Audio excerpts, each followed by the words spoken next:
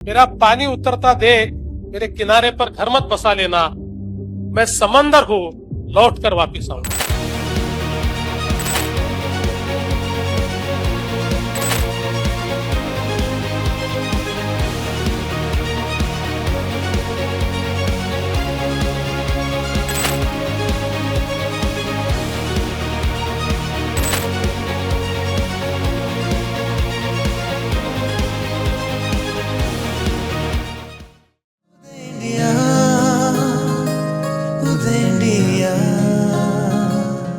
हालिया संपन्न महाराष्ट्र के विधानसभा चुनाव में भारतीय जनता पार्टी का अप्रत्याशित प्रदर्शन उनके रणनीतिक सामर्थ्य और बेहतर चुनाव प्रबंधन के बूते ही संभव हो पाया है। भाजपा का बटेंगे तो कटेंगे के नारे ने महाराष्ट्र में भारतीय जनता पार्टी गठबंधन महायुति की सत्ता में फिर से वापसी करा दी। देवेंद्र फडणवीस, एकनाथ शिंदे और अजीत पवार की त्रिमूर्ति ने महाविकास आघाड़ी के सभी समीकरणों को ध्वस्त कर दिया और महायुति के विधायकों की गिनती को 230 के बड़े आंकड़े तक पहुंचाया। महाराष्ट्र में शिवसेना, एनसीपी और भाजपा की संयुक्त शक्ति ने विपक्षीय कांग्रेस नेतृत्व वाले गठबंधन को 46 के आंकड़े पे समेट दिया।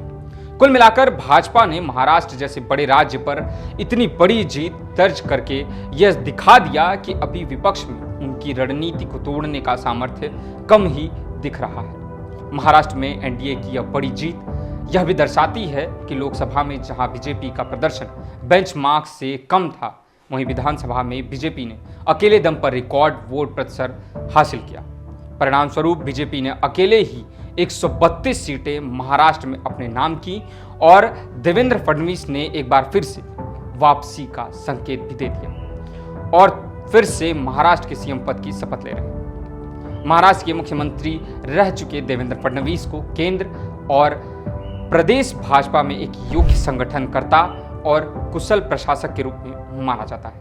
ऐसा इसलिए कि महाराष्ट्र के मुख्यमंत्री के रूप में उन्होंने अपने 5 वर्ष के कार्यकाल के दौरान कई बेहद महत्वपूर्ण निर्णय लिए और विकास परियोजनाओं को गति प्रदान करते हुए उन्हें आगे बढ़ाया। इसीलिए जहां उनके संगठनात्मक कौशल की सराहना उनकी पार्टी और उनके समर्थकों द्वारा की जाती है, वहीं उनके अपने प्रशासनिक कार्यकुशलता से भी वे अपने कार्यों और रणनीतियों के लिए काफ़ी जाने जाते हैं। उप मुख्यमंत्री के रूप में भी उन्होंने अपने विकास पुरुष की छवि को बरकरार रखा, जिसका लोगों ने भाजपा को पुरस्कार भी दिया बम्पर वोट देकर।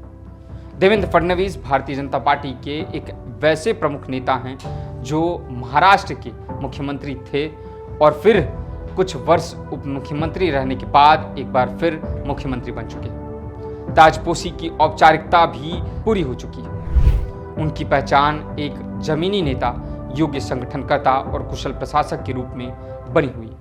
उनके नेतृत्व में कई विकास कार्य और प्रशासनिक सुधार हुए, जिससे उनकी कार्य क्षमता और प्रबंधन कौशल की सराहना की गई है। उनकी पहचान निम्नलिखित प्रशासनिक सुधार और नीतियों से है। फडणवीस के कार्यकाल में महाराष्ट्र के शहरी विकास को नई दिशा दी गई। मुंबई मेट्रो, मुंबई नागपुर समृद्धि महामार्ग और स्मार्ट सिटी योजनाओं जैसी परियोजनाओं की शुरुआत उनके नेतृत्व में की गई। उनके नेतृत्व में कृषि और ग्रामीण विकास भी खूब हुआ। उनके कार्यकाल में किसानों के ऋण माफी योजना, जलयुक्त शिविर योजना जैसी योजनाओं की शुरुआत हुई, जिसका उद्देश्य किसानों को राहत देना और पानी की समस्या का समाधान करना था। देवेंद्र फडणवीस में गजब का संगठनात्मक कौशल भी है।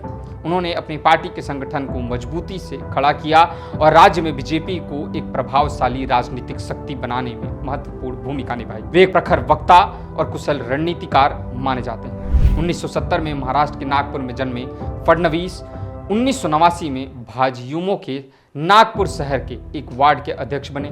फिर 1990 में नागपुर पश्चिम से भाजपा के पदाधिकारी बने। उसके बाद 1992 में उन्होंने भाजयुमो के नागपुर अध्यक्ष का पद संभाला। तत्पश्चात 1994 में भाजयुमो के ही प्रदेश उपाध्यक्ष बने।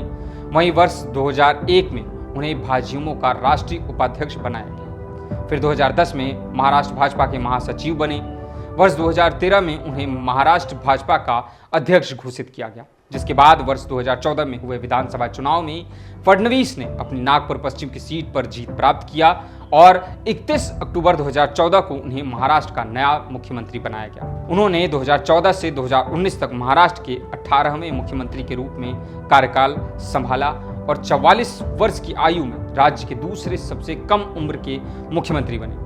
2019 में विधानसभा चुनाव के बाद जब वे रात के अंधेरे में सीएम बने थे तो उन्हें मात्र उनके 80 घंटे के कार्यकाल के बाद इस्तीफा देना पड़ा था। तब उन्होंने एक बात कही थी कि मैं समंदर हूं, लौटकर वापस आऊंगा। बता दें कि उसी के बाद महाराष्ट्र की रणनीति में काफी उतार चढ़ाव देखने को मिला और तभी सर्वसहमति के साथ फडणवीस को महाराष्ट्र का उप मुख्यमंत्री बनाया गया।